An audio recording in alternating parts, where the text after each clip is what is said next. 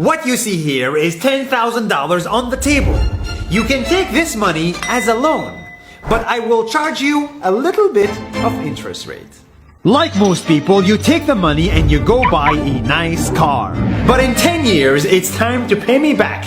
And because of interest rates, now you owe me $20,000 and not 10. You will say, I don't have money to give you.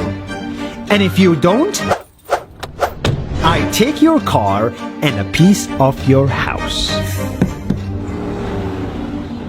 This is how debt works. And after 3 years of traveling the world, I noticed that this is exactly what China is doing. For example, take the small island nation of Sri Lanka. This developing country needs money and China has a lot of it. So Sri Lanka took billions of dollars in Chinese loans. It was easy money just there to be taken. And with that, they built skyscrapers, highways, airports, and shipping ports. The country grew and prospered. But few years later, this easy money came with interest rates, and Sri Lanka was so much in debt that it couldn't pay back China its money. And the only way out was to give China control of what they had built.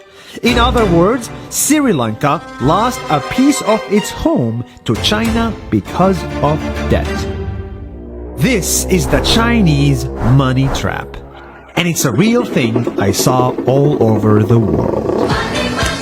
In Papua New Guinea, I saw $2 billion in loans given by the Chinese to build skyscrapers, infrastructures, and ports. But there is no way this remote developing country can pay it back or its interest rate. And the only way out is to give China control of the country.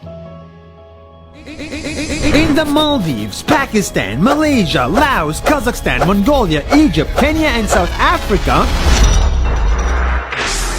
the same thing is happening, and many countries are struggling to pay back Chinese loans. If you look closely, all these infrastructure projects like highways, ports, and bridges connect to China through the sea or through the land to form something far bigger, far more powerful than just a bridge. A new Silk Road.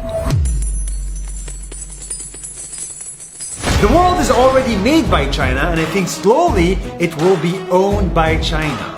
Don't get me wrong, building bridges, ports, highways, and airports is a great thing for the people and the country, but they come at a very high cost.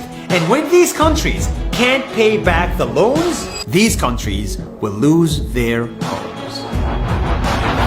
One thing my parents had taught me is that there's no such thing as a free lunch or a free ride.